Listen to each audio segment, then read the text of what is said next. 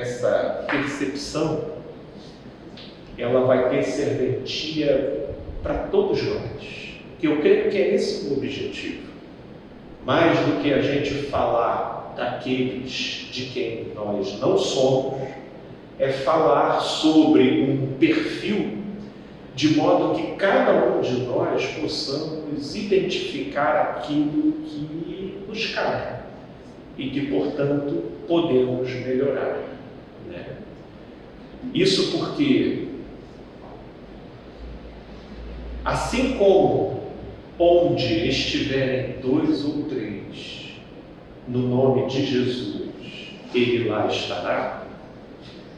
Onde estiverem 2 ou 3 usando o nome dele apenas como fachada, mas retroalimentando um outro espírito, uma outra mentalidade, esse grupo, diminuto que seja, poderá adoecer e se perverter.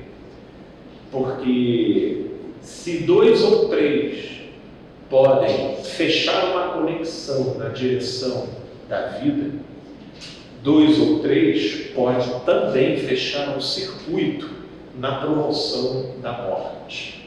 Então a gente precisa discernir o espírito para além da aparência, para além da vestimenta, para além da verborragia do vocabulário, das nomenclaturas utilizadas, né? Para além dos títulos.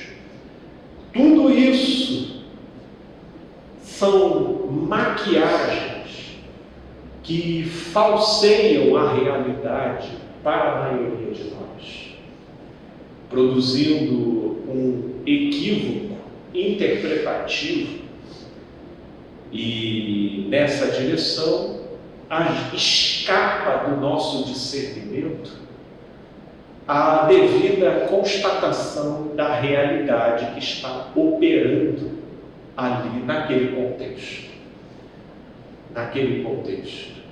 E não será diferente com o caminho da graça, não será diferente com qualquer núcleo que se reúna, mesmo que em protesto ostensivo em relação à igreja, à instituição. Onde estiverem 2 ou 3, ali se formará uma moral. E o que é a moral? Caio, ele traz uma explicação muito interessante. Quem não leu, convido à leitura do Enigma da Graça, né? O Enigma da Graça. Tanto quanto o Sem Barganha com Deus. O Sem Barganha com Deus, ele vai até mais a fundo, né, nessa anatomia da moral, do moralismo da religião. E falando de maneira resumida, a moral não é outra coisa senão o acordo entre a maioria. A maioria se reúne, elege determinados critérios que naquele grupo passa a ser acordado como o código comportamental do grupo, né? E a partir dali são estabelecidas cadeias de valores, onde se você se conforma ao critério acordado, você é filho da luz, você é do bem, você é obediente. Se você se desalinha ao critério acordado, então você é filho das trevas, você está desvirtuado, você não está conforme o Espírito. E é nessa brincadeira que critérios são estabelecidos com pesos e valores superiores à importância do reino. E aquilo que, por exemplo, foi prioridade para Jesus. Aquilo que foi prioridade para Jesus.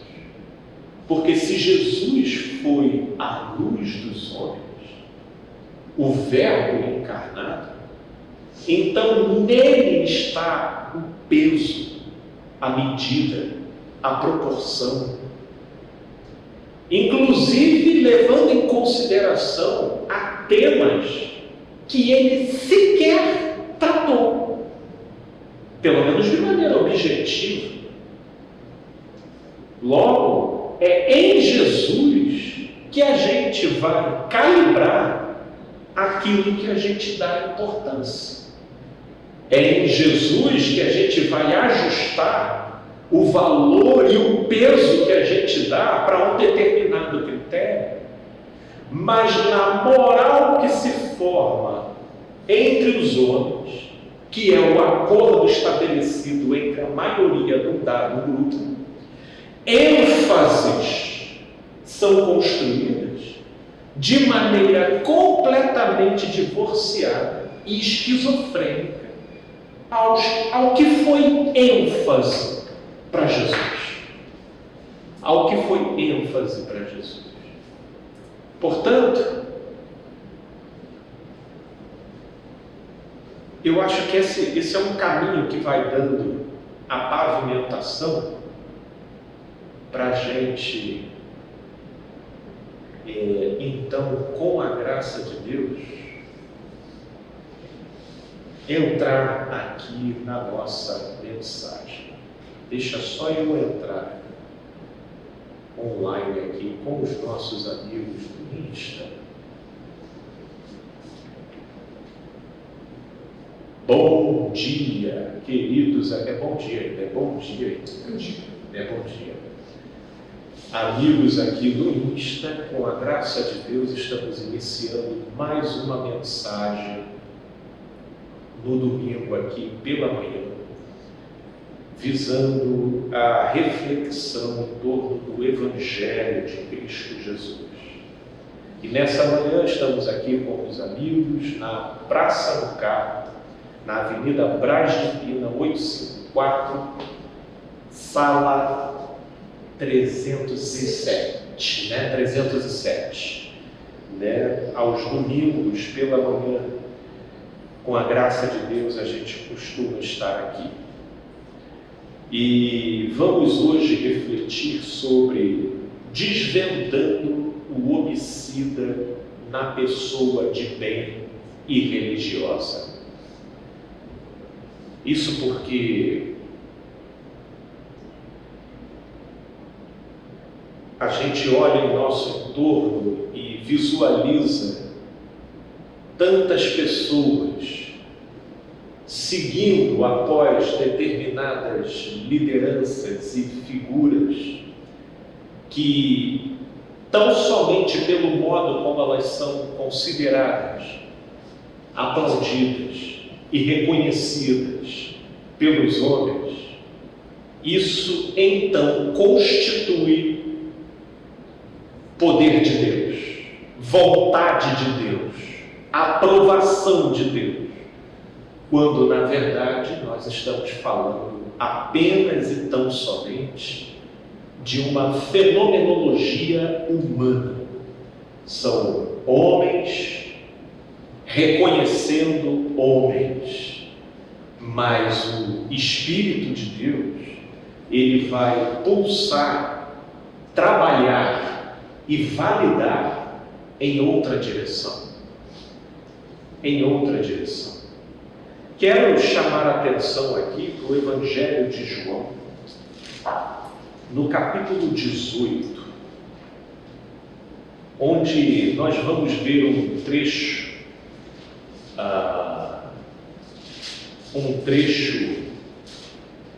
muito curioso,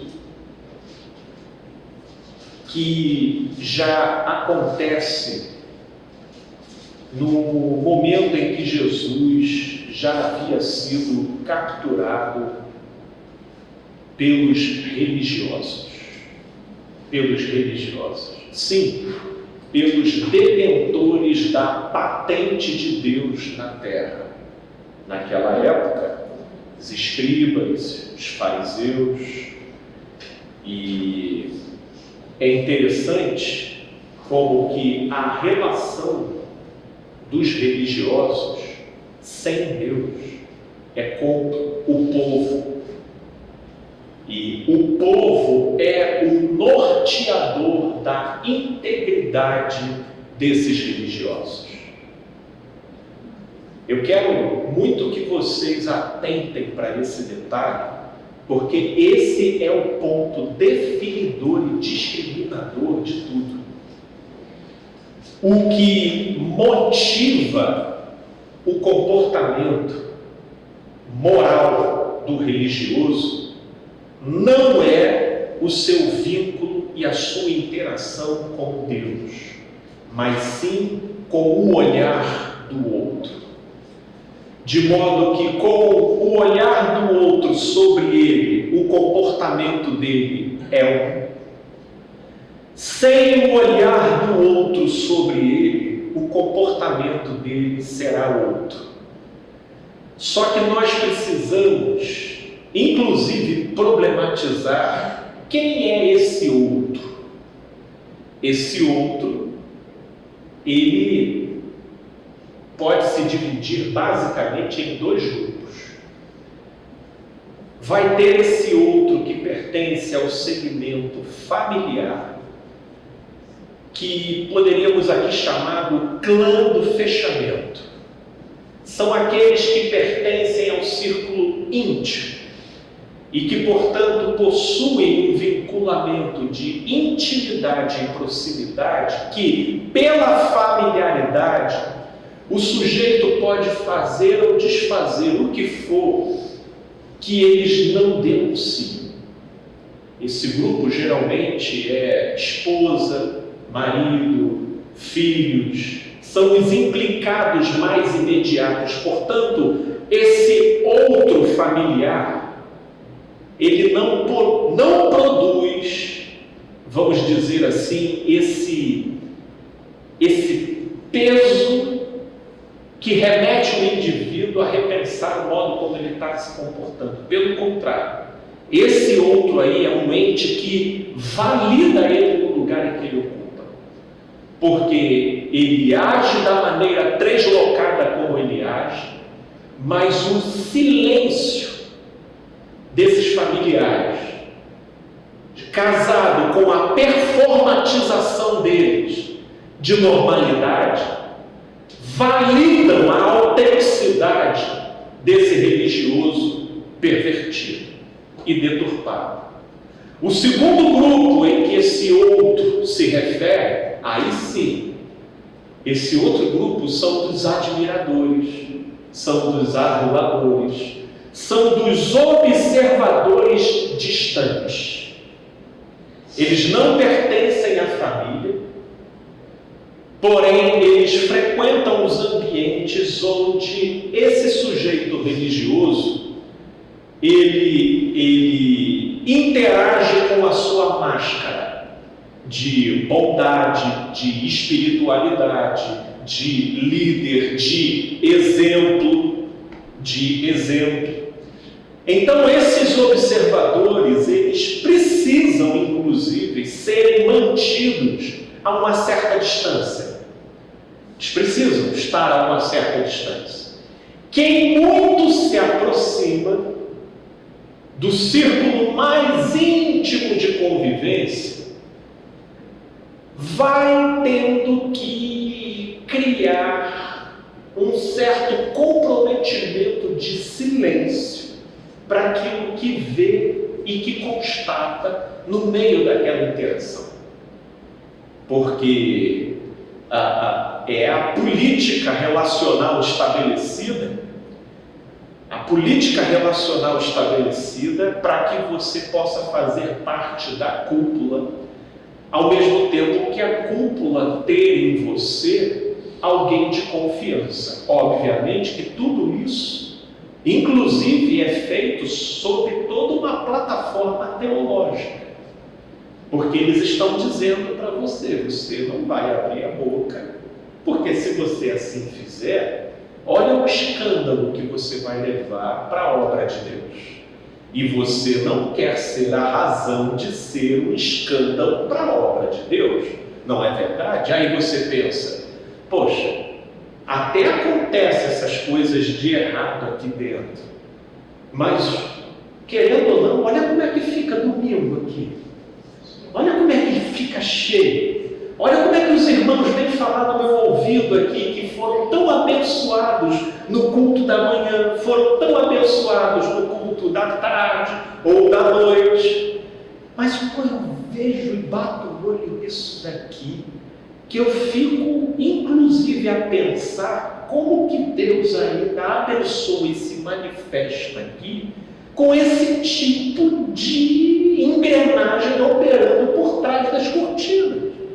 Aí a pessoa nesse conflito, ela pensa, cara, Deus trabalha certo por linhas tortas, não é verdade? Então vai ver que o errado sou eu que estou vendo demais, sou eu que estou pensando demais, e afinal de contas, não sou eu que estou vendo, tem aquela irmã e aquele outro irmão também que vê e não fala nada, não é verdade? Então, o errado deve ser eu mesmo, deixa eu ficar com essa angústia, com esse dilema, com esse conflito aqui dentro, e não vai ser eu que vou manchar a obra de Deus, que vou desfazer, que vou quebrar aqui a obra de Deus.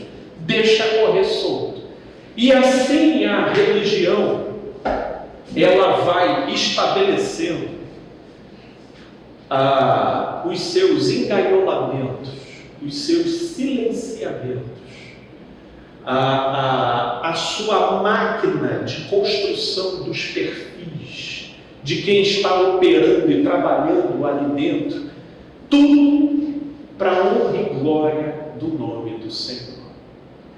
Então, esse tipo de atuação vai gerando verdadeiras adulterações do sentido, do peso e do significado do Evangelho. Jesus, ele é interessante, né? Ele vem acolhendo os pobres, os desfavorecidos, ele vem curando, ele vem falando do reino, ele vem sentando com prostitutas, com pecadores, ele vem se rodeando daqueles que compõem a base e a sustentação do negócio dos religiosos. Portanto, chega um momento que Jesus adquire a fama de profeta. Só que ele vai por um caminho altamente independente. Ele não começa a sua jornada indo lá no Sinédrio, pedindo a bênção ou a autorização de alguém para começar um trabalho. Ele não vai lá pedindo assim, olha, eu quero começar aqui um trabalho. Ele não vai pedir um apadrinhamento. Não, ele é independente. Outside. Esse é o termo hoje em dia. Ele é totalmente outside, né?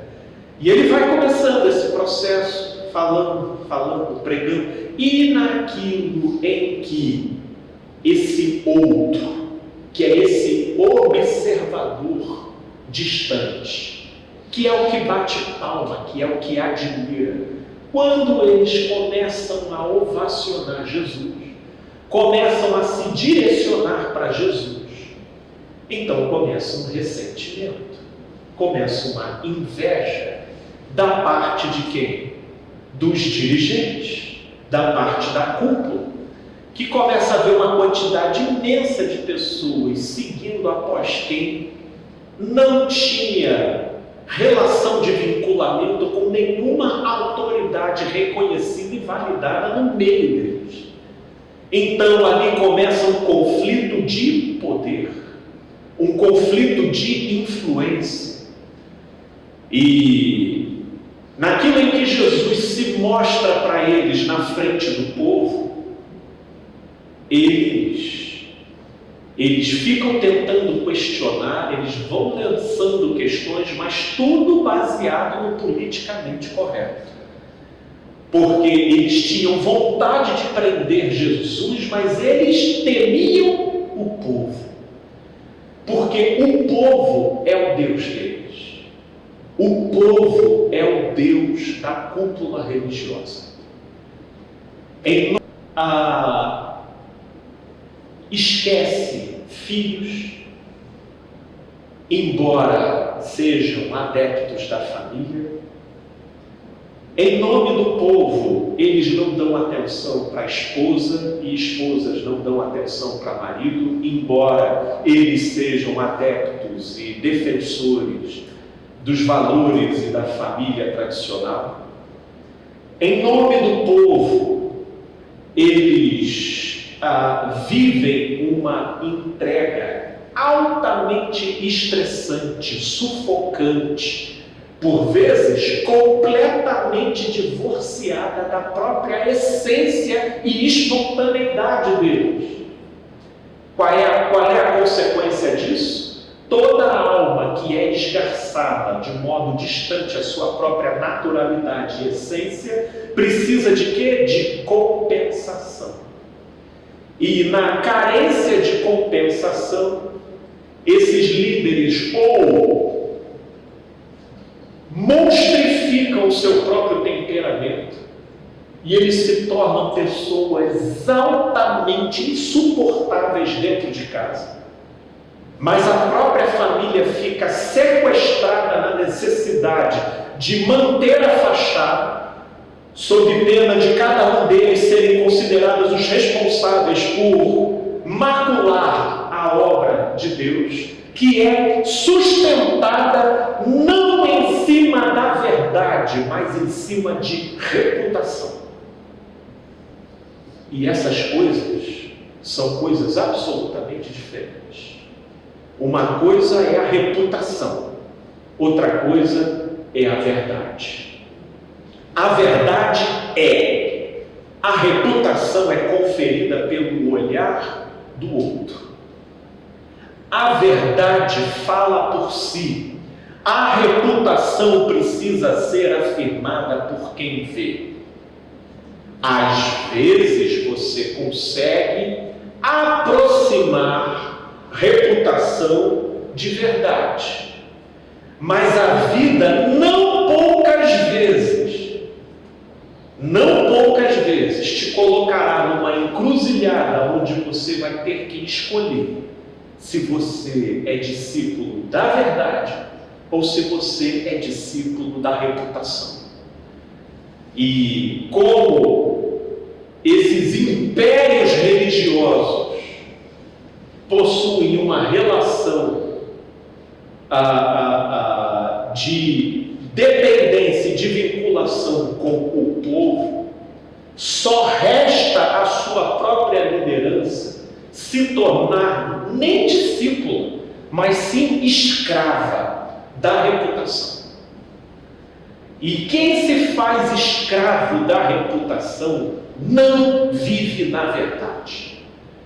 Porque você está sempre tendo que transmitir um personagem. E personagens são feitos de máscaras. E máscaras não correspondem à nossa verdade. A nossa verdade. E aí, indo ao isso aqui, nós estamos refletindo para chegarmos ao X da questão, que é detectando e desvendando o homicida na pessoa de bem e no religioso. E aí eu vejo que alguns já me acompanharam em João, no capítulo 18. Nós vamos ler aqui um dos trechos do como tudo isso perverte a nossa configuração de ser na lide com a vida. Eu vou ler um texto que é conhecido, mas a gente aqui depois aborda o contexto. A partir do verso 28, trata-se da entrega de Jesus a Pilatos. São os momentos finais da vida terrena de Jesus aqui, pelo menos no seu primeiro momento. João, Evangelho de João, capítulo 18, a partir do verso 28, diz assim: Depois levaram Jesus da casa de Caifás para o pretório. Era cedo de manhã. Eles, os religiosos, não entraram no pretório para não se contaminarem, olha que interessante, mas poderem comer a Páscoa. Então Pilatos saiu, já que eles não entraram, Pilatos foi até eles, para lhes falar e lhes disse: que acusação trazeis contra este homem? E eles são simples e diretos, responderam-lhe: se este não fosse malfeitor, não te entregaríamos. E aí replicou então Pilatos: tomai vós outros e julgai-o segundo a vossa lei. Mas olha o que eles respondem. Responderam-lhe os judeus: a nós não nos é lícito matar ninguém, para que se cumprisse a palavra de Jesus, significando o modo como havia de morrer.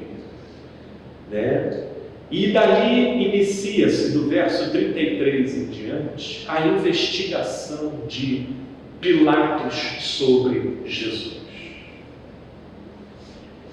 A religião e os religiosos, eles se vestem tanto da aparência que eles se desconectam completamente daquilo que ocorre no coração.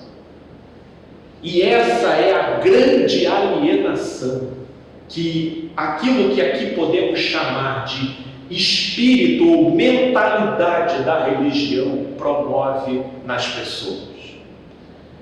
Porque cria nelas uma dualidade, onde uma dimensão não se comunica com a outra. Essa dualidade, talvez nós podemos pegar a plataforma teórica de Jung, que é um dos grandes teóricos da psicologia, e ele denomina essa bifurcação da seguinte forma: persona e sombra. Persona é aquele personagem, vem do termo grego personare, que significa máscara, que é aquilo que a gente transparece para o lado de fora. E o eu, esse elemento interno que decide e toma a direção do comportamento e do propósito, ele fica tão alienado à máscara que ele se esquece da atuação da sombra. A sombra é aquela dimensão dentro da gente para onde são relegados traços, detalhes do nosso comportamento e da nossa maneira de ser, que não podem habitar a persona, sob pena de você ser criticado, sob pena de você ser relativizado e negativado no olhar do outro. Ser cancelado. Que é outra, estou aqui com o nosso amigo Marcão, que está trazendo os termos bem atuais aqui. Então, a persona, por uma questão de sobrevivência na interpretação dos outros, retira determinadas características do todo de quem nós somos. E isso pode acontecer de diversas formas. Isso acontece do modo como a gente quer disfarçar detalhes do nosso rosto, detalhes do nosso corpo. Isso pode ter a ver com como a gente quer disfarçar e ocultar a nossa origem, a nossa história, aquilo pelo qual a gente passou, aquilo pelo qual a gente foi. O modo como a gente quer ajeitar, por exemplo, estamos numa determinada roda de pessoas e quando a gente pressupõe quem está ao nosso redor, por alguma razão a gente tem vergonha de dizer onde mora, quanto tem, quem é, condição, estado civil. A gente vai tendo certos constrangimentos porque, dependendo do contexto, a persona ela vai criando e vai fabricando um determinado perfil que é construído a partir da inclusão de características fake e exclusão de características que não são bem-vindas para serem apresentadas. Diga-se de passagem aqui que Jung entendia que a persona ela é uma função adaptativa para a gente na existência. E é. Porque não tem como a gente ser integral o tempo todo em todos os ambientes onde a gente está. Definitivamente, você não tem como ir de maiô para um funeral, né? E não é bom ir de terno e gravata para uma praia ou para estar numa piscina. Portanto, cada ambiente vai demandar da gente uma configuração, um aspecto, uma roupagem. Só que Jung ele percebia que essas diferenciações que cada ambiente depreende da gente, por mais que estabeleçam certas diferenças, existe um limiar onde essas diferenças não agridem a nossa essência e onde essas diferenciações começam a agredir e a se distanciar da nossa própria essência. E é aí que começa o problema. É aí que começa o problema. Quando a nossa essência, e eu vejo isso muito dentro da religião, filhos de pastores, acompanhando a fama que o pai tem, sendo visto como filho de pastor, sobre ele já é atribuído uma expectativa de que ele precisa ser alguém além de quem ele é. E não tendo espaço e muito menos tempo para vivenciar os seus próprios processos de amadurecimento, ele mesmo já começa a se forçar a ser um personagem muito além do que ele de verdade realmente é do lado de dentro. E aí não é por outra razão que, se vendo escravo dessa pressão exercida pelo olhar do outro, são exatamente filhos de pastores que a gente mais vê despirocando por aí, à torta e direita, porque se veem completamente pressionados por algo que eles nem sequer tiveram chance de viver com a naturalidade a partir da verdade do que eles são, mas já tiveram que se alinhar ao repertório em função da exigência que a reputação do pai dele exigia sobre ele. Então essas distorções criadas pelo espírito da religião levou a uma excessiva preocupação com a persona,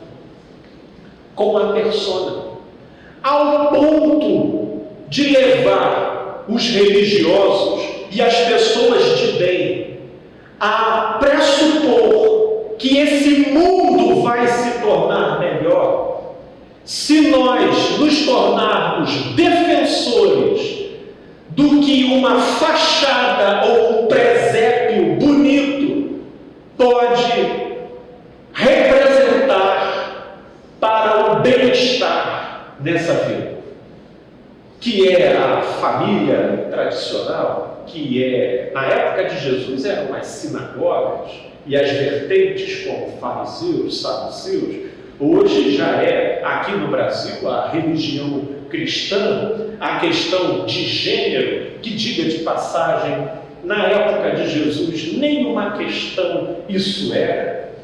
Né? Jesus, ele peregrinou entre nós num dos períodos mais devassos, onde a mentalidade greco-romana não fazia distinção de superioridade ou inferioridade moral com relação à expressão de gênero. E eu não vejo um discurso de Jesus sobre isso. Um discurso de Jesus sobre isso. De Jesus à luz dos olhos. Um dos discursos mais extensos de Jesus, pelo menos dentro do que foi transcrito, foi falado sobre ansiedade. Olha que interessante, você abre lá em Mateus 6, você vê um dos discursos mais extensos de Jesus. Agora, essa ênfase que atualmente é dada para o pinto, para a pepeca e para o furiculico é algo assim, estritamente da religião dos homens. No modo como criaram uma bancada no Congresso para defender isso. É uma deturpação de ênfase extraordinária em relação ao que foi ênfase para Jesus. Porque vocês podem ter certeza de que se houvesse um poder nocivo, avassalador, deturpador, acachapante, visceralmente alienante nisso tudo, a luz dos homens teria trago isso com ênfase e poder, como ele trouxe contra o ódio, como ele trouxe contra o medo, como ele trouxe contra inúmeras predisposições em nós que efetivamente promovem a dissolução do ser, a alienação e o desvirtuamento da nossa conexão com o Pai que está nos céus. Agora, esse trecho que nós lemos aqui em João, capítulo 18, chama a atenção porque os escribas e fariseus, eles queriam matar Jesus, mas o olhar dos outros e a reputação que eles tanto prezavam e que era o que garantia o reconhecimento deles diante da sociedade, não permitia a concretização desse ato. Então eles levam Jesus, tiram Jesus da casa de Caifás e chegam até o pretório, só que o pretório era um local de gentios, portanto um local contaminado, e como o que se aproximava era a festa da Páscoa, então eles nem entraram no pretório para não se contaminar. Para não se contaminar. Isso é muito similar a quando você não, exemplo, você não gosta de uma pessoa, você não tem um embate direto com ela, mas você usa outras pessoas para... Nossa! Meu amigo, aqui a gente começa a viajar como que essas coisas distorcem dentro da gente. A hipocrisia. Sabe que a gente não pode matar ninguém, né? Sabe que a gente não pode matar ninguém. Por que você, Pilatos, vira para eles e fala objetivamente: faça conforme a lei de você, não nos é lícito matar? Então, o que acontece? Nós temos pessoas que frequentam a igreja, não perdem um domingo de reunião, participam de todas as reuniões de oração, participam de jejuns, possuem a família presépio. O que eu chamo de família presépio? Tem marido, tem esposa, tem filhos, tudo morando dentro do mesmo CPF e endereço. Mas lá dentro daquele recinto, só Deus e os envolvidos sabem o que acontece ali dentro. O pega para capar, as discussões, as violências, os desejos de morte não declarados. Inclusive, recentemente, estamos aí assistindo o desfecho do caso de Flor de Lis, né? Que inclusive extraíram dela a célebre afirmação: eu vou fazer o quê? Vou me divorciar e escandalizar a obra de Deus? Falou ela quando propuseram a ela a possibilidade de rever aquilo que ela estava intencionando fazer. Mas olha a desproporção e o descalibramento da coisa. para não comprometer a reputação, ela preferiu o assassinato silencioso, obviamente que no planejamento deles, sem que ninguém soubesse, sem que...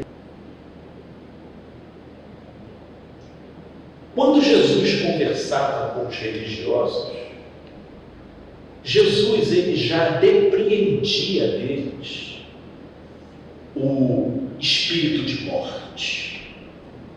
E sabe de onde isso vaza? Isso vaza da energia. Isso vaza da vibração.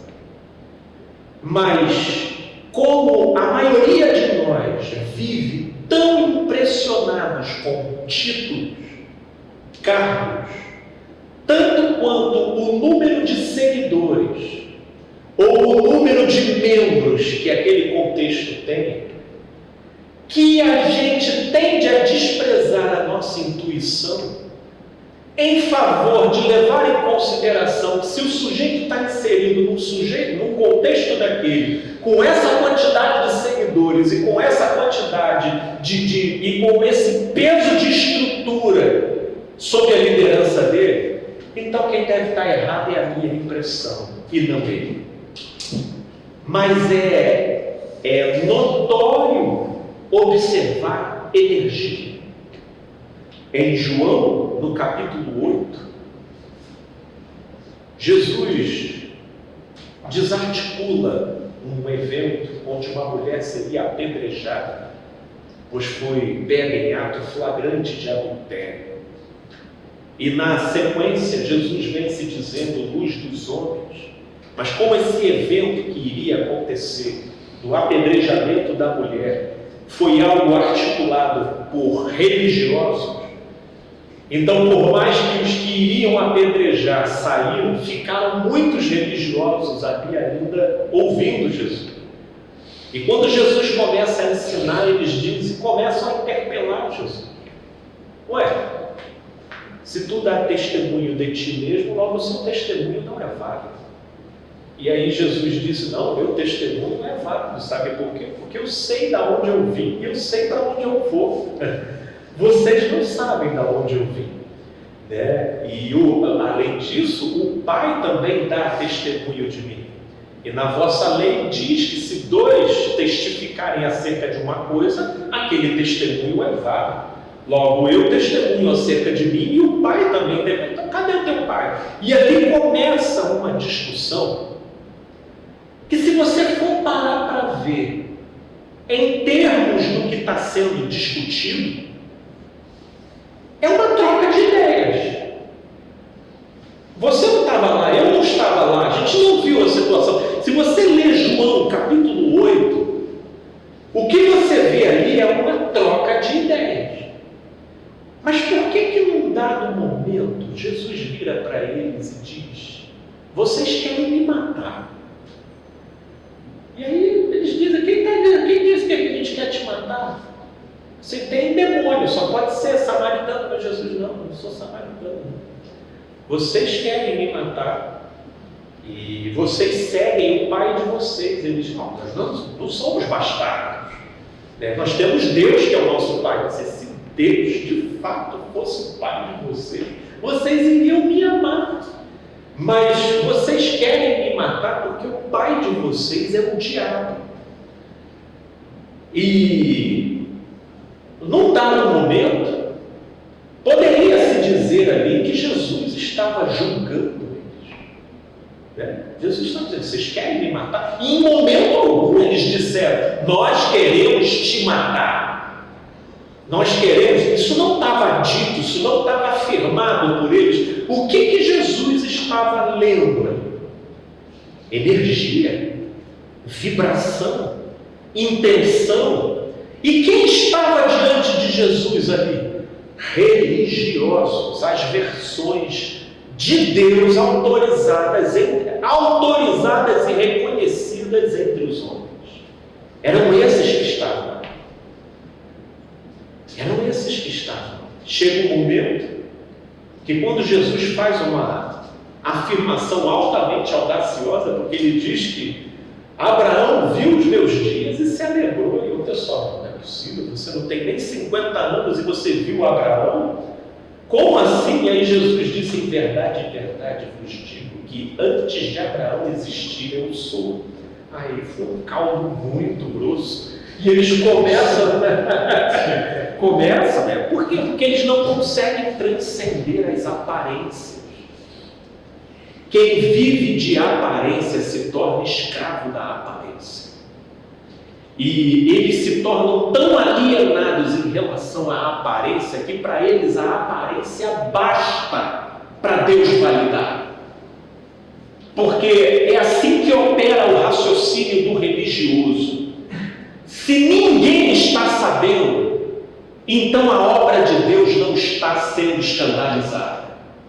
Se ninguém está sabendo, então eu posso beber a minha cervejinha sem ninguém saber, eu posso aqui me masturbar, eu posso participar de swing, eu posso me diluir, consumir a droga que for, porque ninguém está sabendo. O importante é que diante da visibilidade das pessoas, a minha reputação esteja ilibada, porque aí sim eu estarei irrepreensível e poderei estar aqui admoestando todos em relação à palavra. A minha família está um frangalho, mas quem se separar aqui no meio do meu grupo religioso, eu vou excomungar, porque vai estar saindo da luz da palavra. E é assim que religioso trabalha, porque religioso, ele se basta na aparência. E tudo o que ele quer promover no meio ou que ele pertence é a aparência. Então, em nome da aparência, eles agasalham espíritos homicidas e de morte, mas eles não entram no pretório para não se contaminar. Eles querem matar Jesus, mas não são eles que podem efetivar, porque a lei não permite. Hoje o que nós assistimos, principalmente em termos de política, é uma série de pessoas de bem, frequentadoras de igreja, e elas estão desejando a desgraça. Eles não podem perpetrar isso. Mas quando eles ficam sabendo que alguém caiu em desgraça ou se contradisse, existe um prazer sádico deles em demonstrar. Eu não te disse. Eu tive alguns comentários que eu fiz nas minhas redes e veio certos comentários assim, bem sádicos, maquiavélicos, do tipo: calma, o que é de vocês está guardado, o que é de vocês está guardado. Aí eu olhei aquela mensagem, eu nem respondi, porque certas coisas eu não interajo. Eu trabalho muito com a filosofia budista que diz que não se enche um copo que já está cheio, né? Salvo, fosse uma circunstância assim muito diferenciada, mas em termos de praça pública, de rede social, eu sou muito seletivo em relação a com quem eu interajo. Mas ele falou: calma, o que é de você está guardado. Já, se eu fosse você, eu revia essas coisas que você está postando. Já estou avisando desde agora. Religioso, cidadão de bem, ele não pode fazer, ele provavelmente não vai fazer, mas eles seriam daqueles que vai lá e denunciam: tem um lá, tem ali, Isso aí dentro de igreja acontece à torta e direito. Já viu alguém que tropeçou dentro da igreja? E eu na minha época, eu era jovem ainda, e eu tenho vídeos gravados aí dentro, falando sobre as minhas neuroses religiosas. E eu acabei escorregando com uma irmã. Falando escorregando, né? Pior que esse termo é deles mesmo, né? Eu acabei tendo uma relação com uma irmã, né? Porque isso é coisa que ocorre entre homem e mulher. Foi tudo consentido, não houve nenhuma violação, mas como vivíamos sob a neurose da religião, então aquilo acomete uma culpa extraordinária e a menina foi desabafar com um dos pastores auxiliares da igreja. E aí esse pastor veio me chamar, né? E a gente foi conversar, né? E por quê? Porque também em compensação eu era um jovem bem ativo, eu pregava, eu evangelizava, então era uma baita manchete você ter o dossiê de uma pessoa influente dentro da igreja e tendo ferido moralmente um contexto que é grave, um quesito que é considerado muito grave lá dentro. E esse pastor já te olhava com um olhar de esse cara aí tá... Né? Muito provavelmente. Olha, mas eu vou te dizer, eu ainda tinha uma impressão positiva desse pastor, sabe? Não, mas eu digo dele com relação a possivelmente. Se você fosse do grupo, o pessoal ia tentar... Ok, ia. Mas eu era aquele personagem sincero, adoecido por conta da mentalidade e que gerou em mim diversas compulsões na minha vida sexual. Eu tenho 3 lives gravadas onde eu falo com detalhes disso tudo que aconteceu. Eu não falo como Paulo, né, que eu trago no meu corpo as marcas de Cristo, mas eu posso dizer que eu trago na minha alma as marcas de Cristo, porque eu vivenciei adoecimentos e que esse contexto ele fomentava. E nessa ocasião esse pastor me chamou e olha o que ele disse para mim: se Felipe,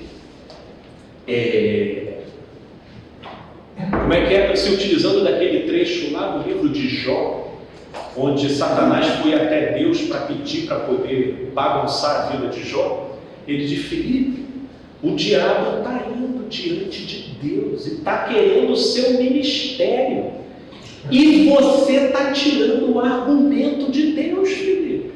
Olha isso. Eu estava tirando o argumento de Deus. Deus ficou sem palavra. O diabo chegou lá e falou assim: aqui, ó, Deus, fez, ó. E aí, olha, e eu fiquei como? E eu falei: olha, se isso perdeu, mané. Falando, perdeu, mané. E ele virou ali para mim. Eu falei assim: poxa, meu amigo. Eu falei assim: poxa, não tem como isso ficar, não. Vou ter que levar o pastor da igreja. Vou ter que levar o pastor da igreja. Então tá, não tem como evitar essa parte, não. Não tem. Já não basta eu aqui esmigalhado, não basta. Vou ter que levar o pastor da igreja. E aí leva.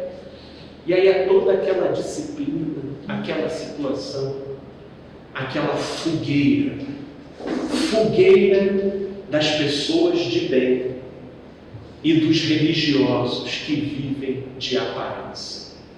E dali alguém mais me aconselhou, dali alguém mais me procurou, alguém mais ouviu o que eu sentia ou não, e é óbvio que as coisas continuaram. E eu sabia e sei do dossiê de muitos dos meus contemporâneos daquela época, né? E eu fico a pensar: meu Deus, olha que caminho que eu percorri para aquilo tudo sair de mim. Eu fico a imaginar como é que está a interioridade dessa turma até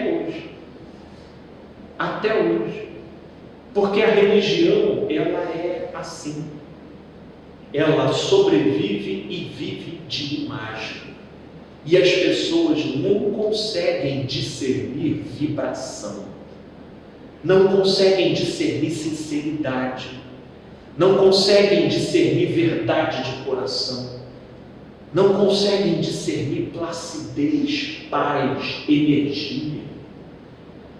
Portanto, a religião, ela vai criando essas aparências, mas ela atropela a misericórdia, ela atropela a empatia, ela atropela o amor. E quando contrariada, dificilmente você vai ver essas pessoas matando, mas você vai percebê-las torcendo pela desgraça. Torce pela desgraça. E pelo modo de falar, pelo modo de te olhar, é o que a religião faz.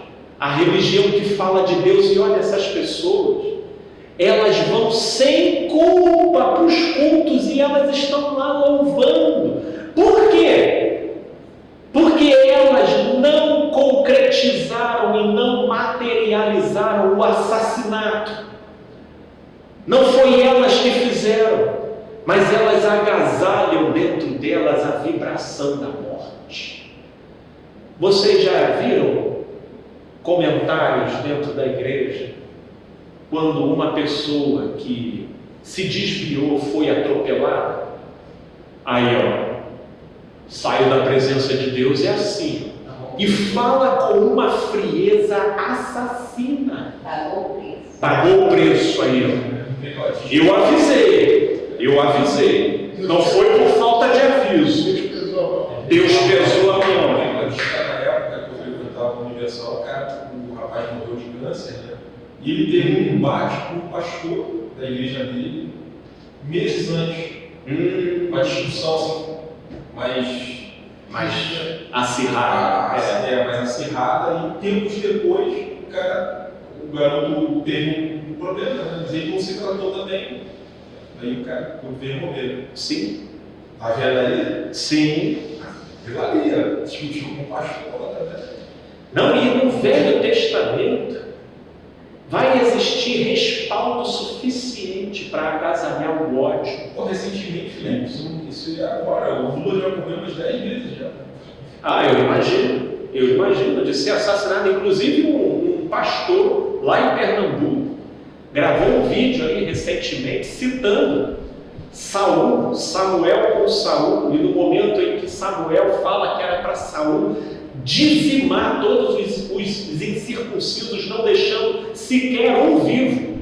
E ele disse: olha, todos esses petistas aí, tudo incircunciso. A gente tem que pegar nossas espadas e ir lá. Eles estão se vendo validados. E eles alimentam esse espírito, essa vibração, em nome de Deus. E eles conseguem dividir. Por quê? Porque se efetivamente eles não fizerem, mas eles fomentaram, eles querem que o exército faça. Vai,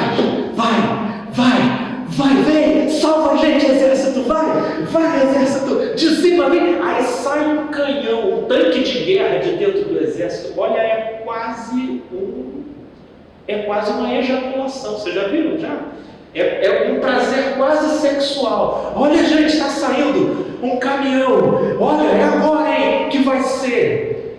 É como se eles tivessem o prazer de poder ver o pessoal botando metralhadora na cabeça dos outros, chegando, silenciando a oposição. Seria a ação de Deus na terra. Quanto ódio está aí por trás, pulsando. Mas a nossa religião não nos permite matar. Mas não, para todos os efeitos, a gente não está matando, é o exército brasileiro. É o exército brasileiro que está vindo e cumprindo o braço forte da justiça divina na terra. É isso. Mas para quê? Em nome de quê? Em nome da família. Em nome da família. Em nome dos bons valores, dos bons... Não, se isso é verdade ou não, é a aparência que vale. É a aparência. Eu já estou no meu 5º casamento, mas é a aparência que vale. Né? Quem vive de aparência não tem compromisso com a verdade. Por isso que quem mais pleiteia a causa da aparência, geralmente é quem mais caminha em dívida com a verdade. E é essa dívida com a verdade que produz nele uma culpa, cuja culpa, ela, para se redimir no próprio sujeito, passa a virar ódio pelo comportamento do outro. Então o sujeito, para expiar psicologicamente a própria culpa, ele passa a perseguir o mal do outro, como que extirpando o outro, ele acha que estará devolvendo a paz e a estabilidade na terra. Não julgueis, para que não sejais julgados, pois com a medida com que medirdes, serás medido. Jesus disse que como podes se preocupar com o argueiro no olho do teu irmão, enquanto existe uma trave no seu olho? O que Jesus ensina com essa colocação já seria o suficiente para a gente modular a nossa energia, a nossa intensidade no modo como a gente se enxerga e no modo como a gente enxerga o outro. Já seria suficiente para a gente calibrar. Olha no que diz respeito ao outro, por mais horrível que seja, porque tem certas coisas que eu particularmente vejo que me deixam indignado, com ira. Nossa, principalmente, por exemplo, quando eu vejo coisas sendo perpetradas sobre crianças, meu Deus do céu, isso me faz revirar coisas aqui, mas é em nome do que Jesus disse, é que eu modulo aqui. Olha, pelo incrível que pareça, meu irmão, mas dá uma vontade de eu passar com o carro por cima de quem age dessa forma. Mas a minha natureza não é luz. A minha natureza precisa ser iluminada, é diferente. A minha natureza, ela não é o ponto de convergência de todas as coisas. Os meus sentimentos não é a pedra angular. A pedra angular é Cristo, e é nele que eu vou procurando balizar as minhas intensidades e as minhas ênfases, por mais que certas coisas me gerem ira e indignação. Mas tudo isso eu vou colocando sob o crivo do Evangelho, de modo a eu não gerar uma descompensação tal que o outro se torne a causa do meu ódio, enquanto a minha própria realidade passa totalmente desapercebida. E na verdade esse mundo só muda se cada um for responsável pela sua própria realidade. Porque enquanto a gente achar que é exterminando o outro que o mundo melhora, é como, teve aí uma sátirazinha que fizeram de uma filha perguntando para o pai: pai, se nós matarmos todos os bandidos, o mundo vai ser um lugar melhor? Não, filho, o mundo vai ser um lugar de assassinos. Porque essa que é a verdade. Porque bandido também, quem é bandido? Bandido, para além das definições clássicas que a gente tem e óbvias, bandido, malfeitor, mau caráter, vai sendo considerado todo aquele que não estiver alinhado com uma moral que se estabeleça como vigente no momento. E para além de bandido, foram sendo encetadas outras nomenclaturas para justificar o direcionamento do ódio sobre elas, como comunista, petista e todas essas definições que passaram então a dar asilo para a manifestação de ódio, porque em tese são pessoas que propõem e veiculam aquilo que distorce, aquilo que desencaminha, aquilo que entorpece a humanidade. Então a gente precisa eliminar essas pessoas.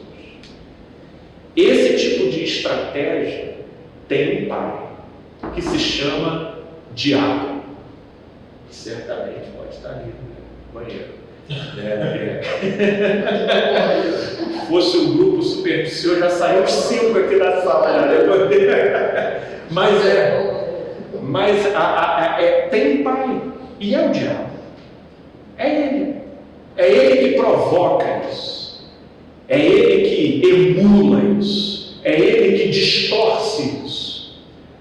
E eu creio que estamos num momento onde a gente vai aprendendo a ver Deus para além da contradição das circunstâncias e a exercitar a mansidão, tanto quanto a não desregulação das nossas próprias prioridades, em detrimento daquilo que a gente veja acontecendo ao nosso redor.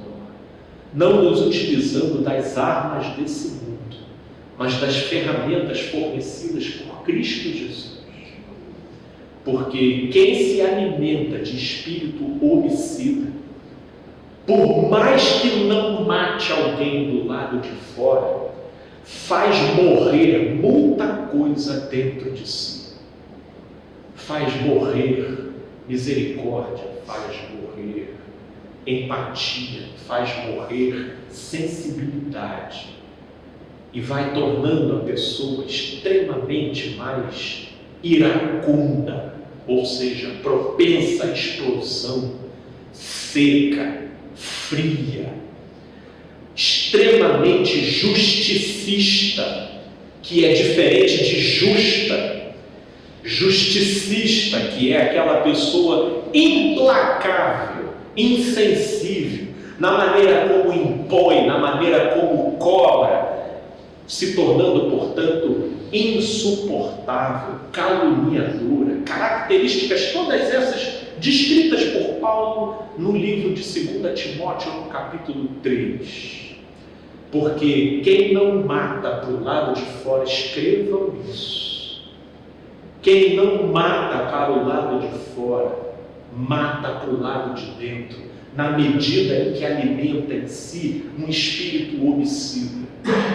Não é por outra razão que os judeus não mataram Jesus, embora não mataram efetivamente Jesus, mas alimentando um espírito homicida.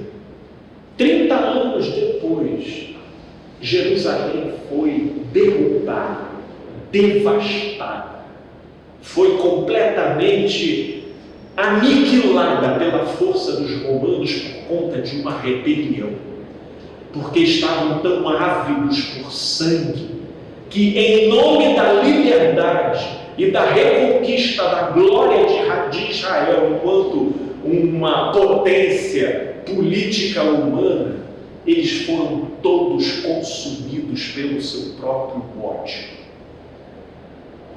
Portanto, cuidado para não se enganarem de que não matar efetivamente te poupa das consequências de alimentar dentro de si a emulação da morte, do ódio e do espírito homicida, porque é isso que nos aliena, é isso que acaba com a gente, é isso que nos entorpece. E é isso que leva para a nossa própria derrota, mais cedo ou mais tarde. Mais cedo ou mais tarde. Espírito de Deus, que o teu Espírito complemente, amplie os aplicativos possíveis dessa mensagem no nosso coração, trazendo esclarecimento, sobretudo para o nosso, a começar aqui do meu coração.